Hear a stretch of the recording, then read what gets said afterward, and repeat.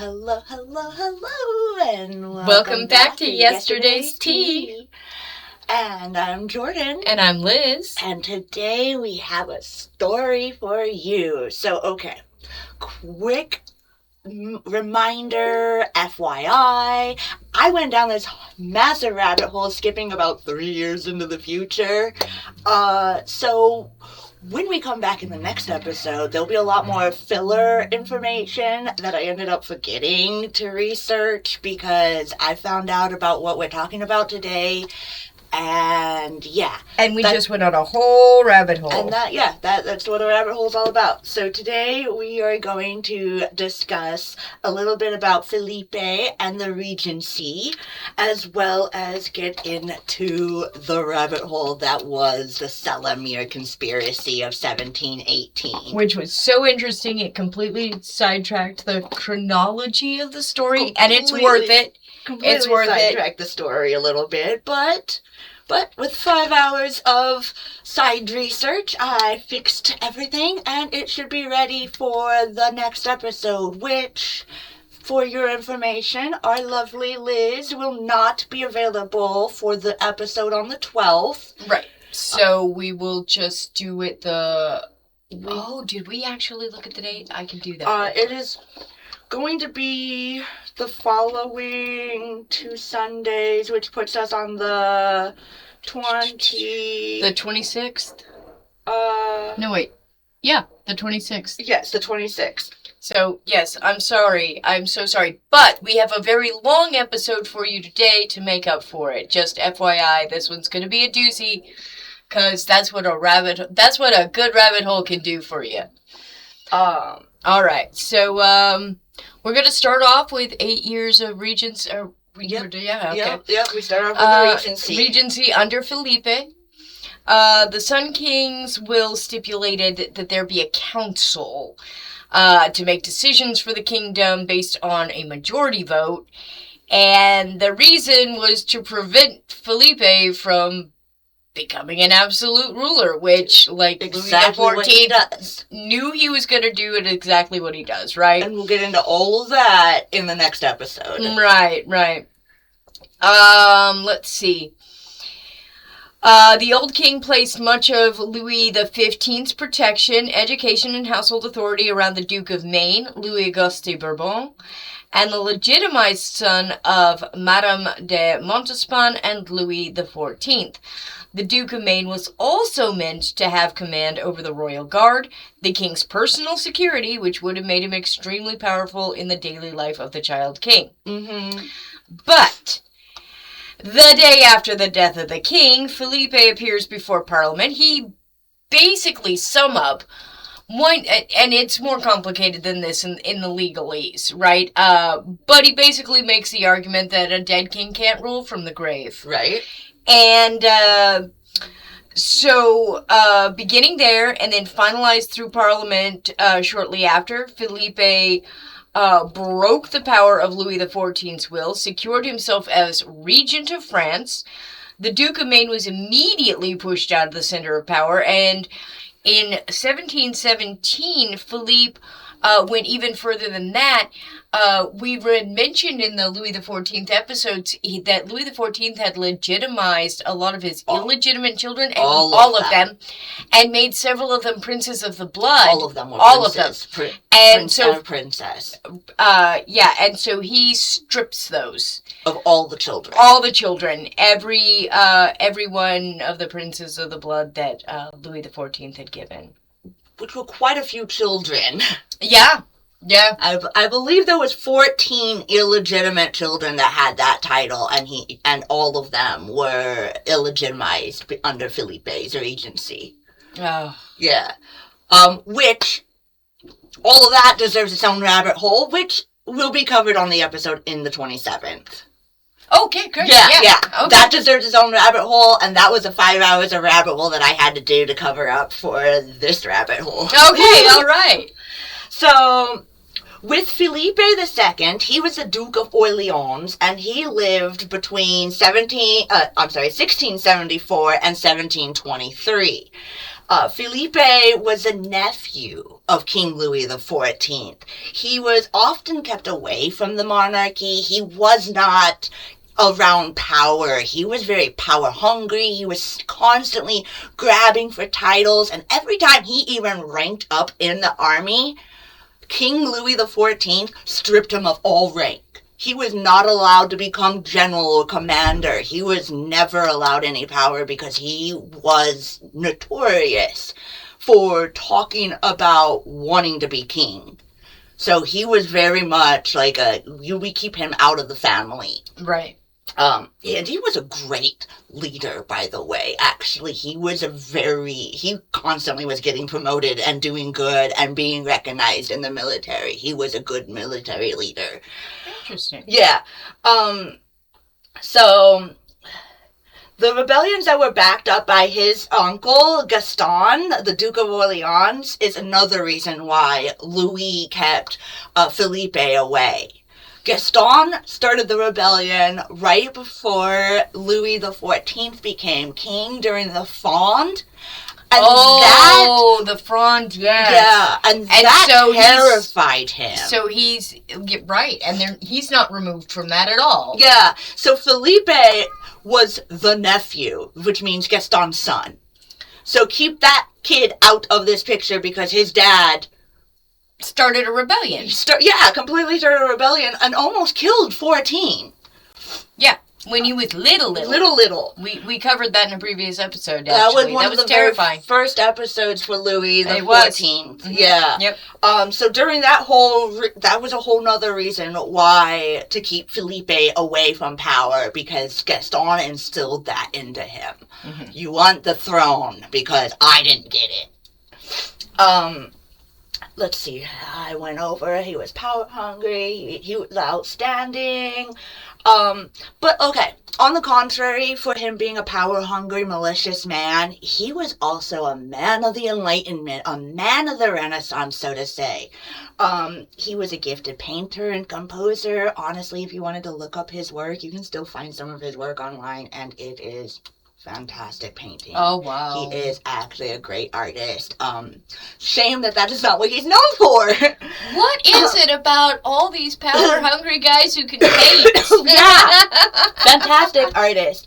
He was also a renowned scientist. He loved his chemistry. He had his own private chemist lab where he was bringing in scientists from all over the continent. All over the European continent. He had German scientists. He had He had English scientists coming in. He had scientists from Spain coming in and working in his chemistry lab with him. And he fostered a morally libertine environment for minds like Voltaire would come and hang out with Felipe even. He was brilliant, charming. He was the kind of man that Louis did not want by the throne at all. That brings us to your after the overturning. Yes. So, after he overturns the will and seizes power, basically, one of the first things he does is he moves the seat of power out of Versailles. Yeah. So, from September through December 30th in 1715, young King Louis is moved from Versailles to the Chateau Vincennes, pardon my French, literally, just east of Paris. And 5-year-old Louis was moved to the heart of Paris at the Tuileries Palace. Right. And then Philippe put his headquarters directly across from that. This makes me mad. So he becomes the de facto seat of the government this way, right?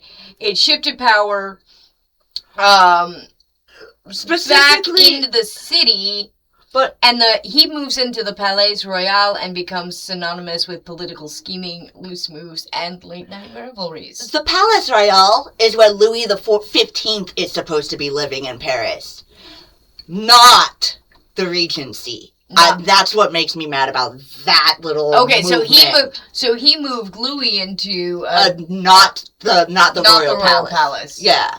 Yeah, a minor castle. Ah. Yeah, yeah. Philippe had all these nightly parties. They were called Petit Souper, or Little Suppers at the Palais Royal. They were legendary. They were highly exclusive. Only 10 to 15 people on average. Yeah. They'd have food and wine laid out. Servants were barred from the private rooms so that guests could speak freely after, the spread was all laid out. It would be like the Nero the Great type banquet. So like how you imagine the Roman Senate lounging around, drinking and being obnoxious. That's what these were like. Yeah, exactly so. Public imagination, of course, goes wild because actual noble birth status doesn't matter at these parties. Oh, yeah. That's not necessarily who Philippe is collecting. Yeah. There were opera singers, actors, mistresses, alongside nobles of all ranks. Yeah. And all that really mattered was wit and beauty and a high tolerance for alcohol. Yeah. A high tolerance for alcohol. They were lavish events. And so, of course, as is really customary in the time, we've talked about the pamphlets, we've talked the way that rumor flies around in this time. Right. There's rampant rumors of atheism and black masses and shifting alliances and poisons and aggressive blasphemy. All sorts of crazy stories that come out of this. It's just all of the medieval version of the gossip is happening in full view in the minds of the people. Yeah. Yeah. So Felipe, being witty, as he'd like to call himself, he was also deprecating. He was dark-humored. He called his inner circle of friends, his closest drinking buddies, ruse. Now, this was because he thought they were so thoroughly wicked and decadent in their ways and in their vices that they deserved to be broken on the wheel. Being broken on the wheel was a punishment that was for the worst criminals. Yeah, that's not a way to go. It was horrible. And to think that is how he saw himself and his buddies, that the things that they did was so evil and gross that they deserved that kind of punishment, that it became a joke for them.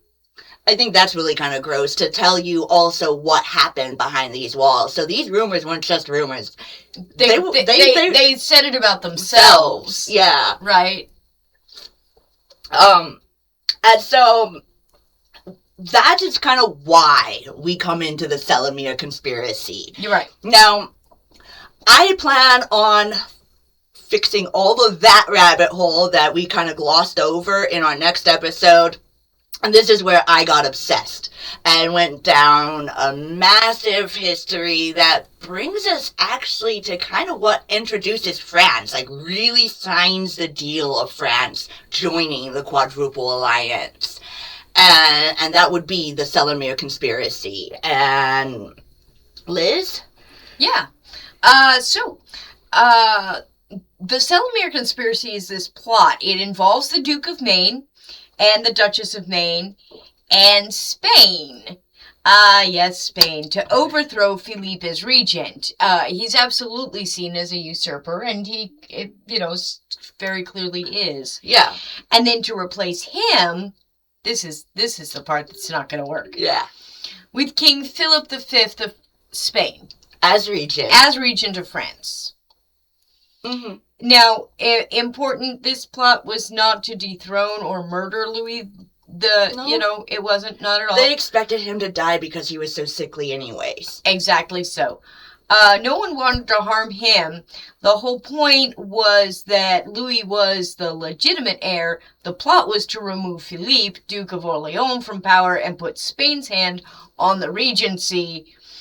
That failed coup did not create the Quadruple Alliance. That was kind of already already in the making, but it basically solidifies it, and we're going to get into all of that. Probably the first episode in August is when we'll get into the Quadruple Alliance. Yeah. Okay, go right ahead. So here's the tea. Now we remember that Felipe, within a matter of weeks of 14's death, he seized absolute power by going to Parliament. And by stripping Louis Auguste of Maine, well, obviously, Louis and his very ambitious wife, most of this plot actually comes from her, by the way, felt cheated out of their rights, their legitimately, their rank. Now, stick a pin in that, because the Spanish factor comes in under the Treaty of Zurich in 1730. I'm sorry, what was that? Utrecht. Utrecht? I'm sorry, I'm not sure which, I think that's Italian, I'm not sure, of 1713, and that was actually from the War of the Spanish Succession that put Philip V of Spain on the throne, and oh my god, there's so much layer to this, it's almost funny. But in the minds of the very ambitious people, this treaty was signed as a final word, and the problem to get around it was by sticking, if the sickly king died, the Regency would become Spain's influence over France. So, because the Bourbon dynasties are the same, because it's Spanish bourbon. And we talked about this a little bit with the Spanish succession. They were going to seize control of France, expanding the continent, breaking the treaty, which is a big no-no. And again, we will get into all of that during the episode on the Quadruple Alliance. Right. But it was ultimately the plot to overthrow Felipe, Duke of Orleans, again.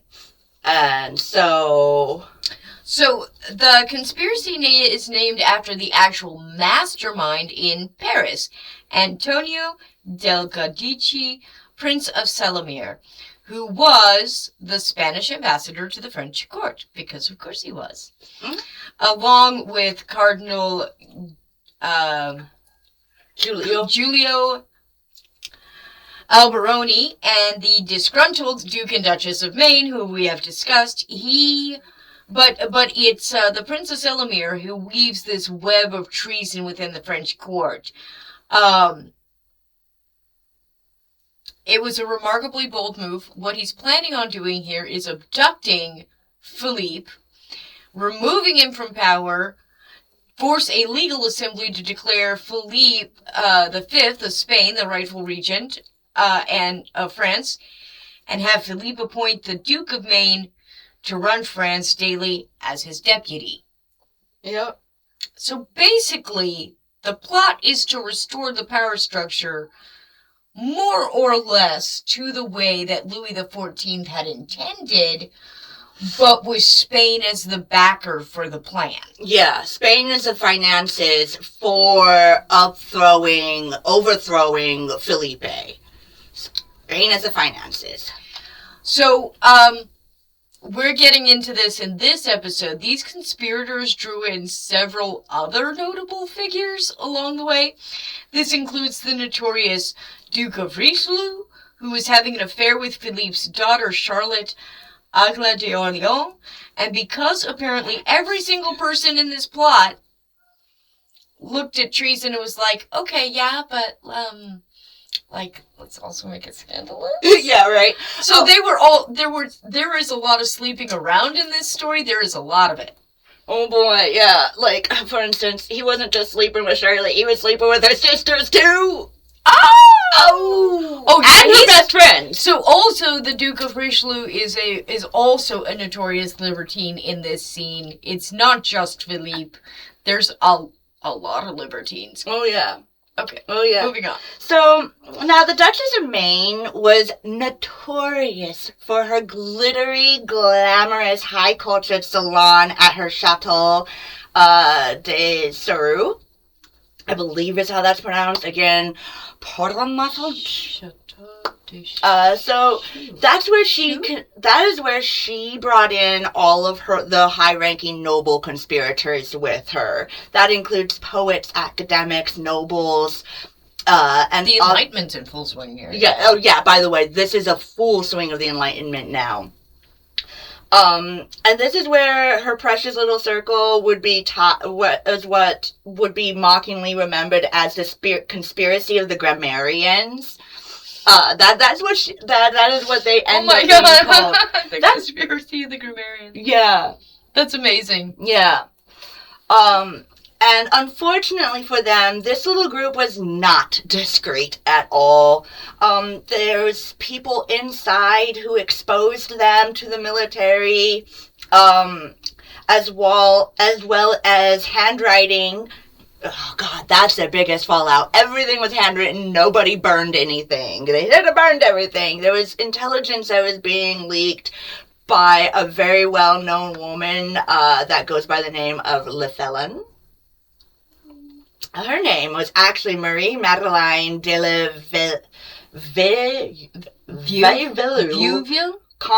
Comtesse de Parabray. She, also known as La Felon, she was a high-class courtesan. She was in the middle of Louis's court as kind of like a, hey, come to my brothel, boys. Because she owned the most elite high-class courtesan. This is not... She owned the highest elite brothel in town. Right. I don't think I actually remember the name of it. It's a slightly different thing in that time than the brothels of today. But yeah, moving on. Yeah, it's kind of like the salons, but also you can rent your girls and go take them anywhere. Right. Anyway, moving on. But yeah, she owned that, and that is actually her court connections and old ties to Felipe's old world. She and Felipe once were boo-boo things. Ooh, see? Boo-boo. Now stop that one.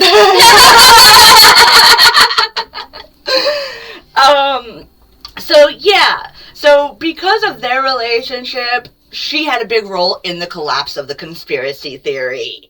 But first,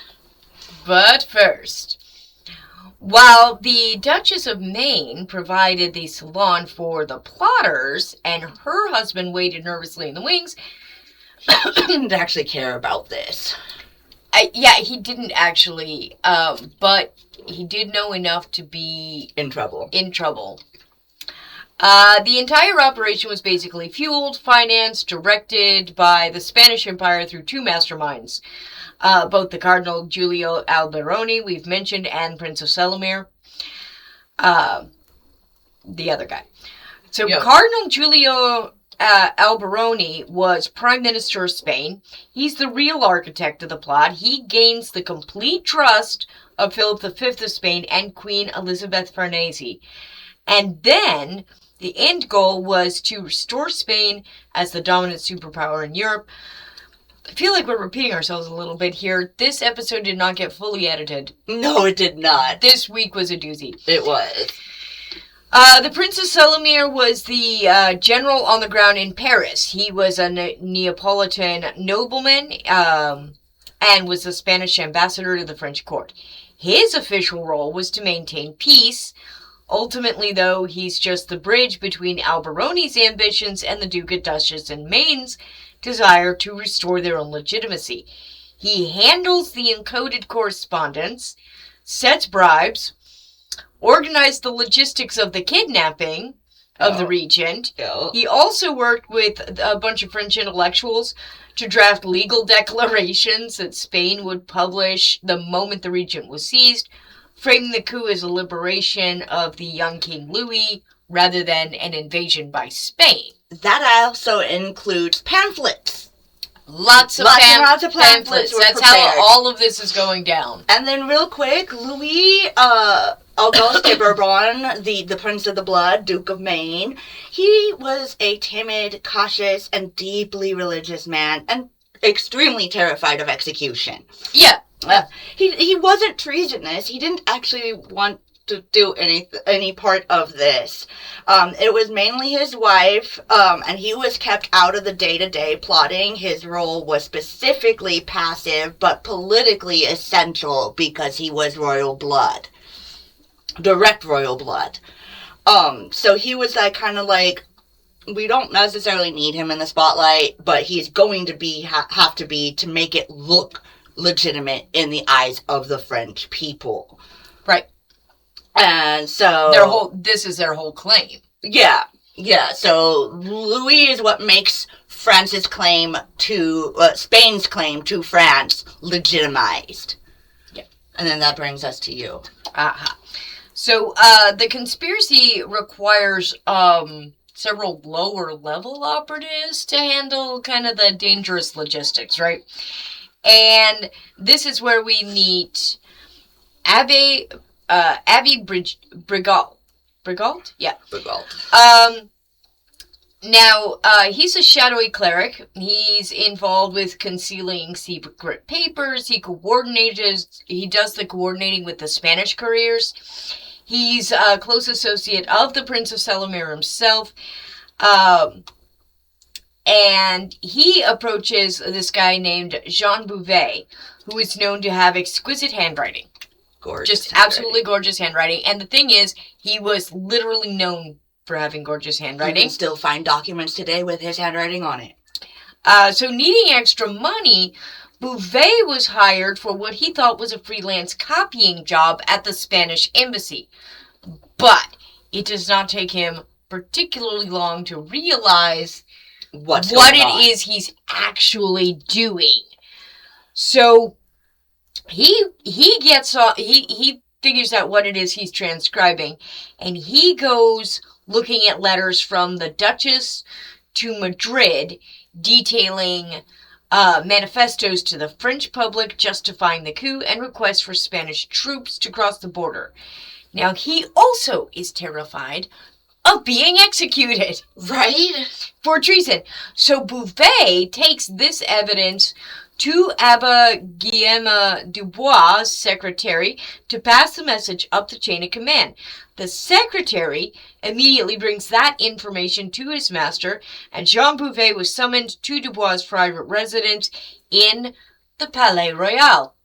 Oops. Right. So during this high-stakes meeting, rather than arresting everyone on the spot, Dubois explicitly orders Bouvet to return to Prince Cellemere's embassy, continue copying the documents, while at the same time reporting back to the government with regular updates, effectively making Bouvet a double agent on the spot and not executed. Right. And Dubois is the, general of Felipe's, kind of spy network. He's kind of the one in charge. I noticed that wasn't in there. I'm so sorry. And he was in charge of the spy network. He was the one who was looking for the intel. So Bouvet knew exactly where to go. And of course he thinks he's being loyal to his country in this moment. Also, he doesn't want to die. Right. So now that we have the scribe of our story, let's actually talk about the loose lips with La Fallon and her luxury establishment with her court connections. So Bouvet exposed the plot to Dubois, which now Louis Regency Felipe is aware of. Yep. So they've sent him back to business as usual. Everything's business casual again. But this is where our contest comes in. The fateful true leak that really set the course for the conspiracy to fall through was when the couriers ended up going to her establishment after having the letters sewn into their clothing, as well as trunks with false bottoms. Everything was stashed away, hiding neatly. Well, they get drunk. And they sleep with their ladies of the night. And while they're whispering little secrets of love, they tell them where their letters are hidden. They tell them what they're carrying. Oh, no. Oh, yeah. Oh, yeah. To the day that they're leaving. They literally spill their beans. Just because drunk and loving. Now, these girls are actually meant to get this type of information. Actually. That's one of the things a courtesan is. If you look in history, the relationship between brothels and courtesans and information gathering is lengthy. Yeah. So the two couriers, we believe one of them was one of the more prominent sons of a marquis, named Antonio Casado de Acevedo. Though that gets messy because he just kind of gets let go, wiped off the board. We don't know what actually ends up happening to him. He just kind of is allowed a pass, which is where we do believe that he actually might have been some sort of marquis son. And then there was also another gentleman, but it looks like that got cut out when we were doing some editing. Oh, no. Yeah. I'm so sorry. Yeah. Anyways, I'll skip that name since I don't remember it and I don't have those notes. So the Spanish ambassador, Prince Cellemere, held the ultimate authority over the dispatch as well as preparing the encoded documents at the embassy doors. Abbe Brigol, being the chief of the logistics handler for Cellemere, was the one who hired everyone to do what they needed to do. Including Bouvet, including the couriers. And then he was the one who dispatched them. And because of the timing, John Bouvet had already informed that there was a package. And, dude, the way this went down, Lefalin shows up to Bouvet's office the morning it happens. Like, they take off. Wow. She shows up in his office like, yo, bro, they're leaving right now. And so it's a 2-day ride out. They catch him right at the border.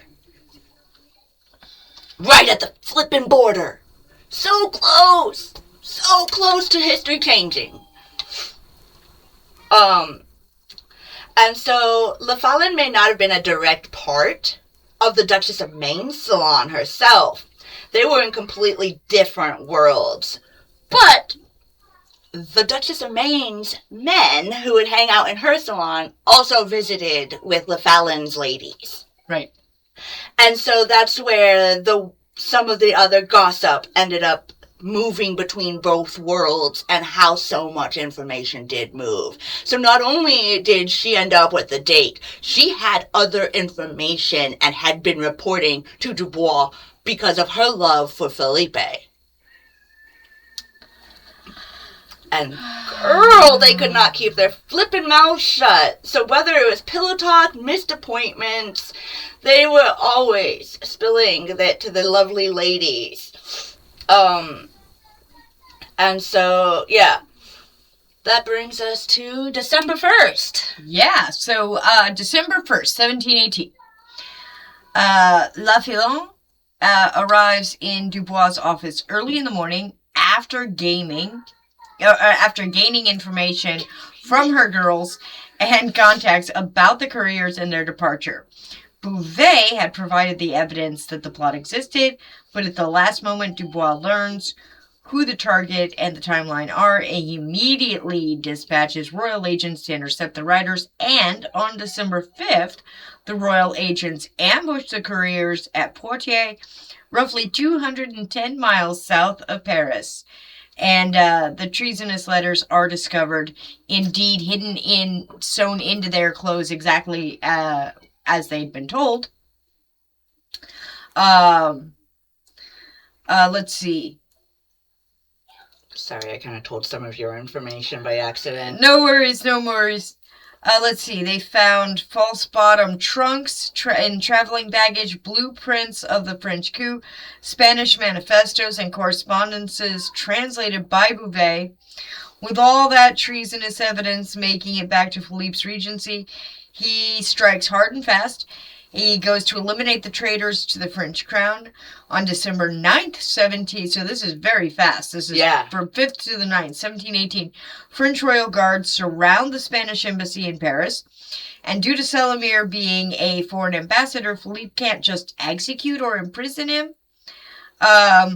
Without going instantly to war. Right.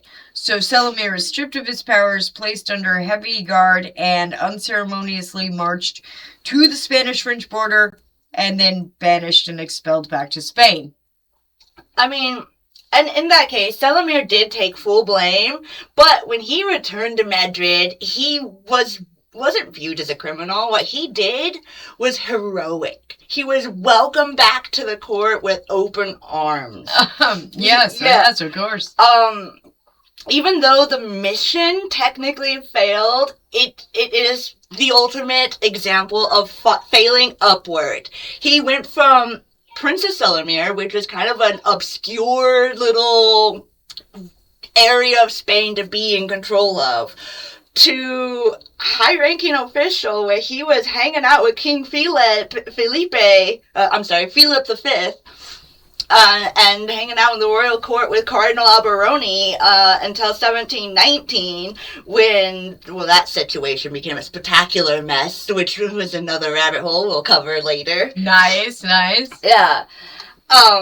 And he ended up living his final decade in life so comfortable as an elite. He was advising the Spanish crown on French customs and relations, and he lived a beautiful, peaceful life, dying of a natural death in 1733, around 76 years old.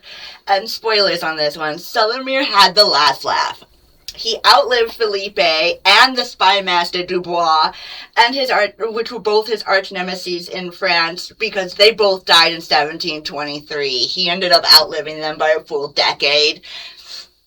So, Cellemere had a good life when he got exiled. He made it! Yeah. This is how you don't get executed after committing treason.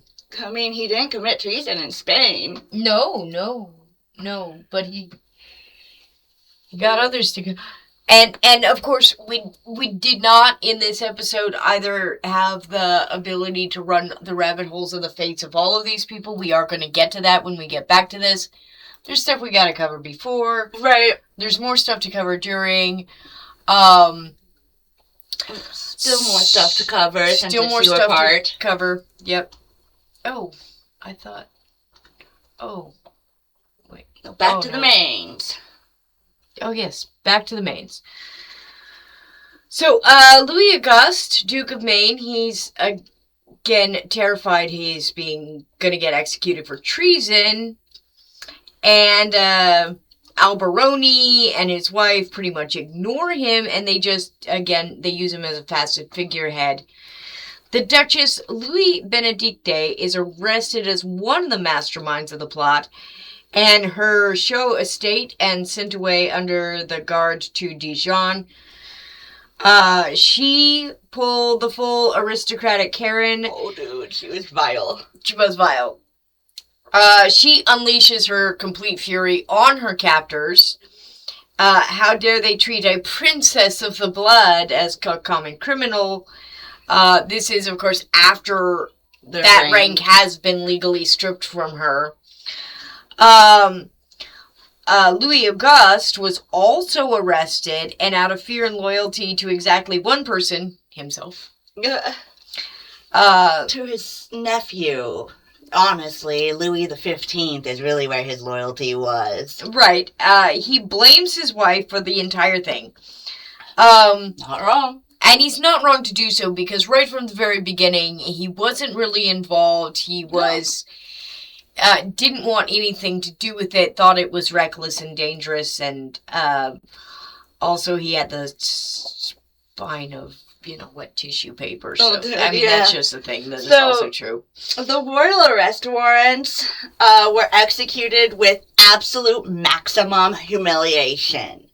On December 29th, after all the documents were fully decrypted, they were arrested separately to avoid the high society from rioting, because obviously they're arresting royalty. And so the royal guard took the Duke from his estate and imprisoned him in the fortress of Dolens in Picardy. And to get the Mains to break and to confess and to beg for mercy, that's all the Felipe wanted, was just to ultimately humiliate them. the Regency used isolation, stripping the Duchess, Louise, of all of her glitter and glam. Her adoring friends and servants who once followed her around all over the chateau were gone, and she found herself no longer the center of attention, which was more torturous to her than being stripped of her title. And she went full on, like Liz said, bipolar Karen. She would switch from severe moping, depression, and silence to insane outbursts of rages. And in the meantime, Dubois was interrogating the Duke of Maine, and he sung like a little canary. He was played like a fiddle, all because they actually did threaten to execute him just because they knew he would sing if that's what they did. Yeah, this guy didn't want to die. He consistently wrote to Felipe insisting on his innocence, claimed she bullied him and drug him into this, which is not wrong. And so he eventually was pardoned, but yeah. In late that was gone. Right, yeah. So in late 1719, Dubois informs Louise Benedicte of her husband's finger-pointing confession, and at this point, the Duchess realizes that the gig is up. She's done. She's done for. She, too, broke into groveling for forgiveness and sending formal letters to the Regency.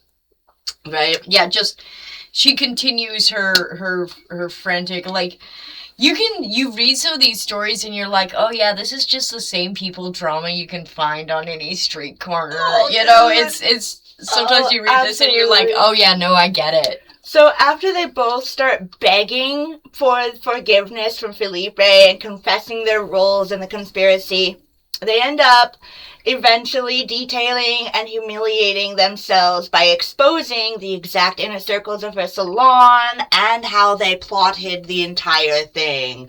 And then because of who they were above him, because of the way the royal bloodline worked, they were technically still royalty above him in rank.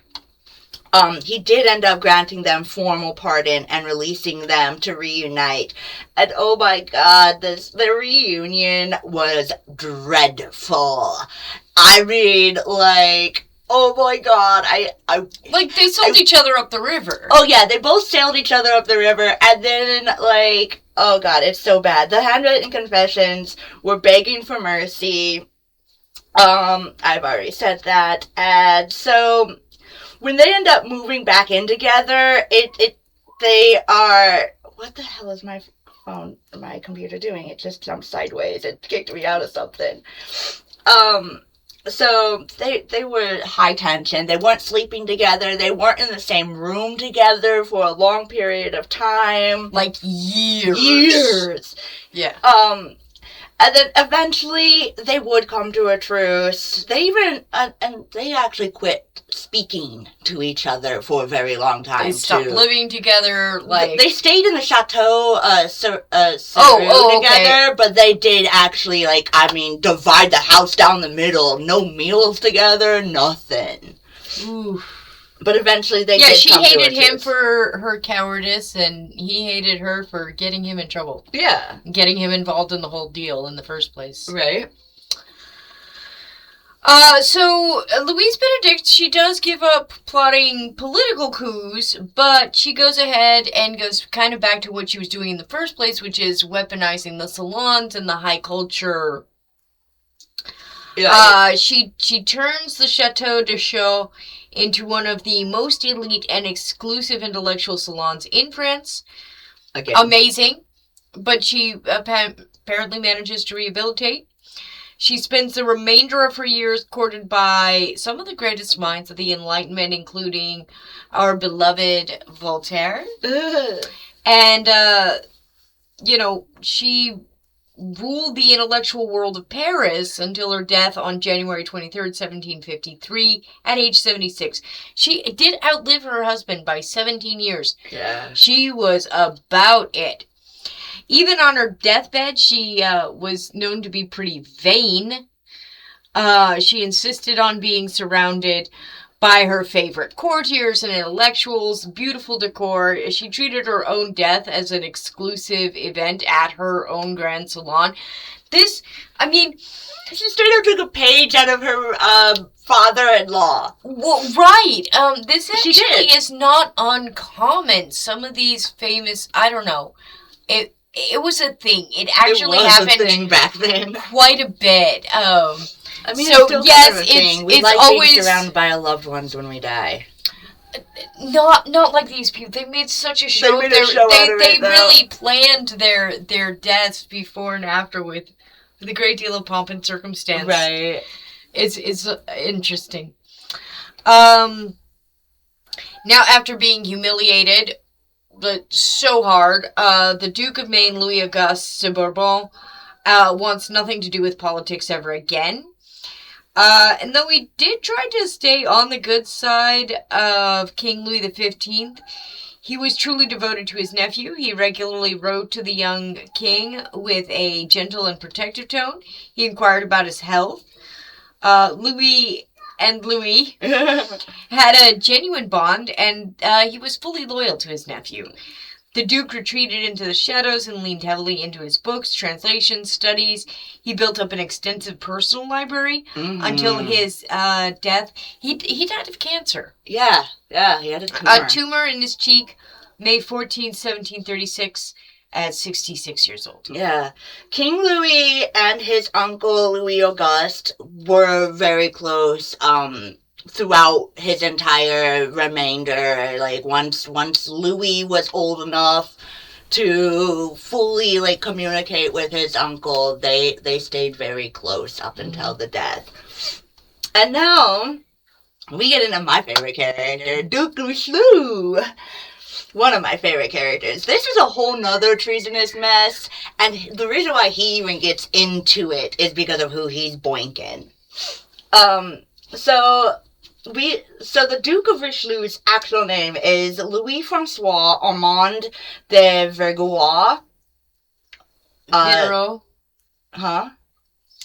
Louis-François Armand de Venero de Plessis, the Duke of Richelieu. And he was a notorious playboy. He was always in some sort of dramatic role of causing some sort of scandal at the courts. Right dandy. He was an important blueprint to this coup, though. And his only goal out of all of this was just to keep his bed full. Yeah.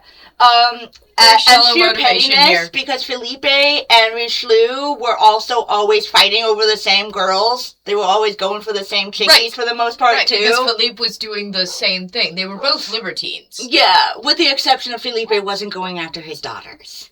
Let me clarify that one. Right. Yeah. But this is why this guy started doing it with his daughters. Is because Felipe is also going after all the other girlies that he's going after, too. So very scandalous people. So all over who's boinking who is why Richelieu gets into this. But his role is also one of the most dangerous ones. He wrote out an agreement letter to the Duchess of Maine stating that when Spain marches to the border of France, because that's where he had a major hold at a French base, on the Spanish border, stationed at Bayonne, Bayonne. Hold on, let me scroll back up to that. That's just there.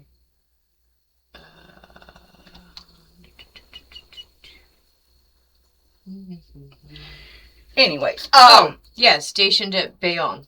Okay, so anyways, so while he was stationed there, he would open up the gates and surrender absolutely without a fight, just handing his entire regiment, and he had a massive fortress down there. He was just going to hand them all over. But, of course, he stupidly put this all in writing, and that's what got him arrested. And he doesn't have quite the clout. Yeah. So, The couriers were arrested, and that letter was included. Therefore, the Duke Richelieu is also arrested. He's imprisoned in the Bastille in 1719. True to form, he was not exactly found playing. Well, so the rumor has it he was found. He was in bed with somebody. He was hardly being holy. He was doing his thing. Right. He was marched to the Bastille. Usually that was a place that was for the most treasonous. Yeah, it was for enemies of the state. Yeah. I think we get these impressions from the movies that the Bastille was filled with criminals all the time. Actually, historically, it just had a couple of people in there at any given time because it was like a maximum of 10 prisoners or something like that. Right. That isn't even what it was for specifically, although it also served the purpose of a dungeon. But it was political prisoners that got stuck there. Yeah.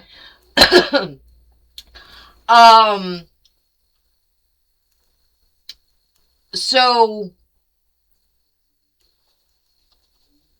specifically, remember that Philippe is sleeping with Charlotte Aglaé d'Orléans. Philippe's not doing that. That's his daughter. Or, that's his daughter. I'm sorry.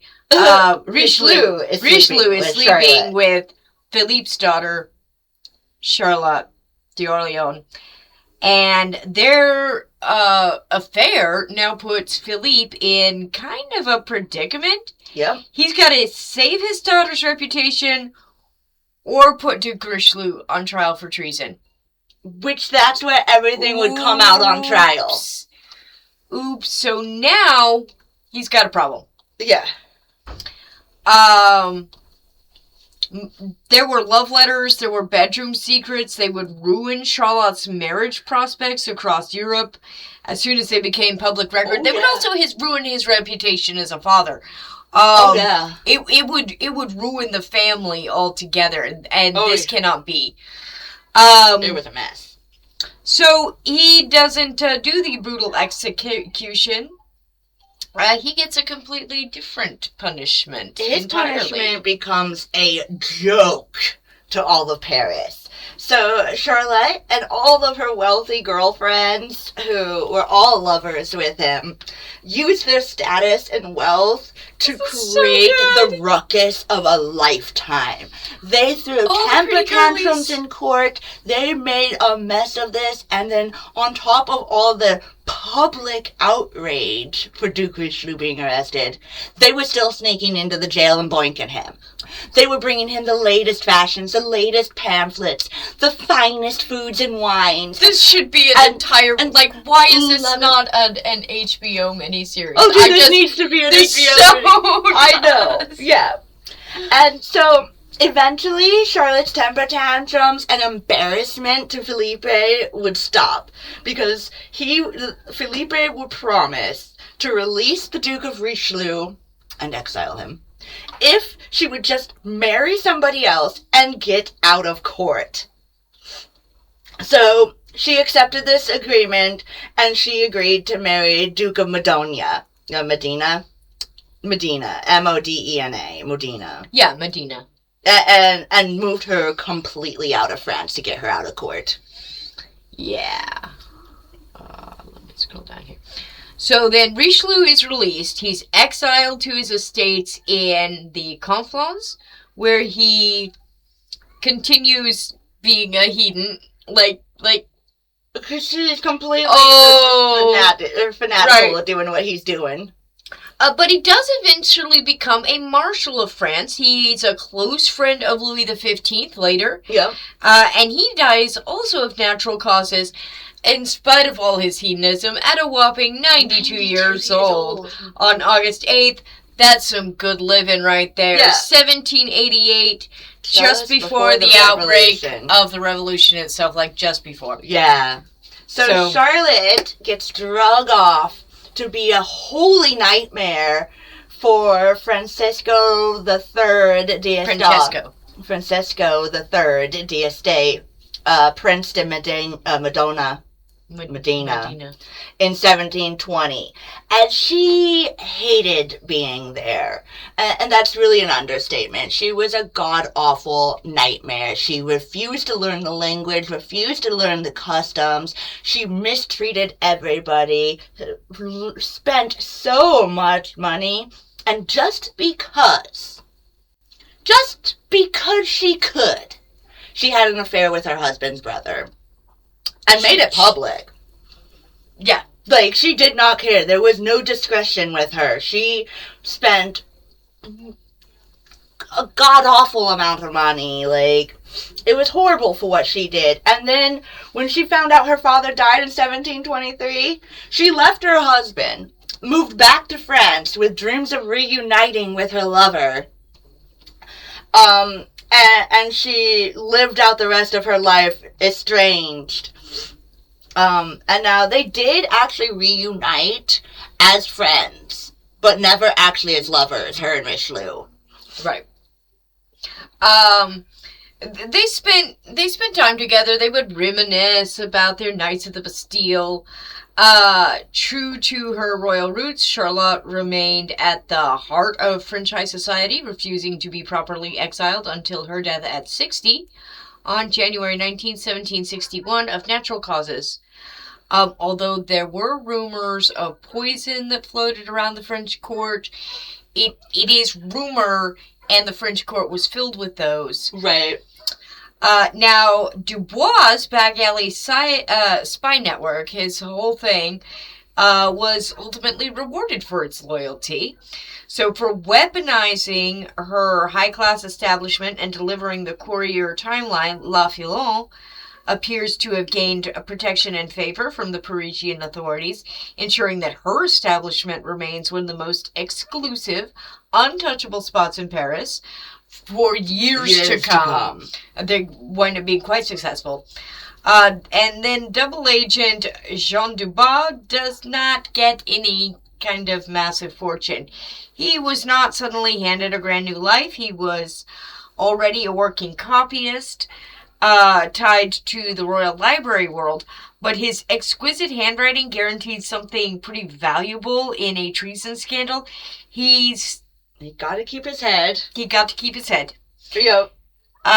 He got a pension, and eventually his place in history is the scribe spy whose handwriting was integral to the way that the plot was uncovered. He may not have got the absolute, ranking of a better position, but he was given a position in court as kind of a scribe that they kept around as well. He wasn't given a title of noble. He was very well paid. Yeah. He wasn't given an estate of his own or anything like that. But he, as part of his pension for his reward, he was given a position of copyist that was an elevated position as a copier.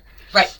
Right. So what he's got is what a lot of people would really kill for in his time, which is a steady position with the crown. Yeah, yeah. Yeah, he becomes an invisible man at this point, but he was an invisible man with a paycheck. Yeah, yeah.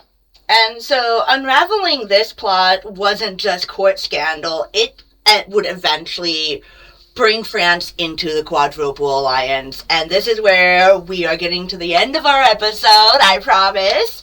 As kind of as a sneak peek, France was actually not fully involved with the Quadruple Alliance during this time period that we're talking about, up to about 1718. France doesn't officially join until about 1719 with the actual Quadruple Alliance after all of this unfolds.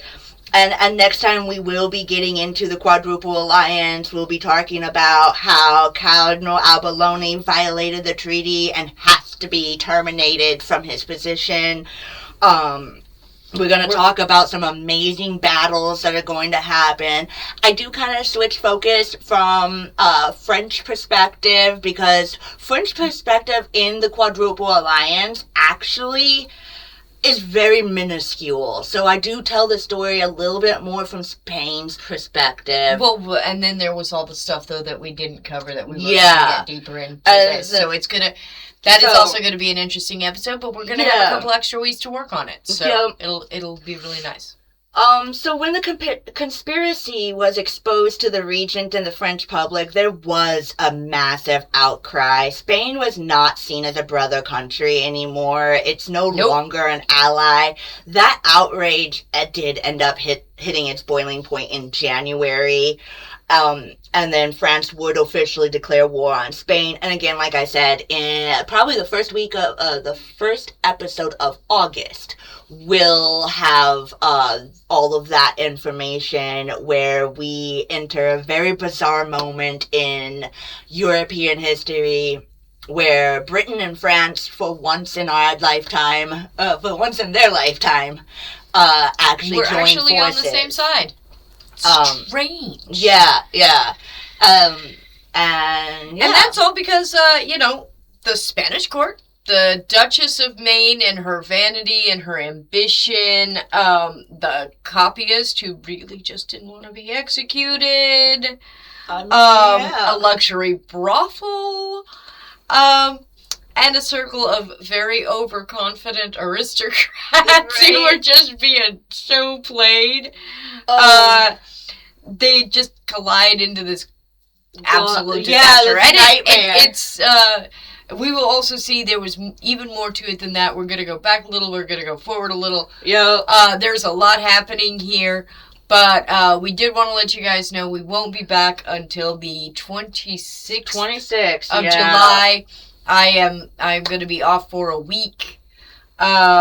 Out to Oregon Country Fair. So we want to thank you guys so very much for being with us here today. If you haven't already, please hit the like, subscribe, share. Give us some love. We appreciate you so much. Yeah, absolutely. Drop a comment. Engage. We'd love to hear from you. And until the 26th, have fun. Bye. Live long and prosper.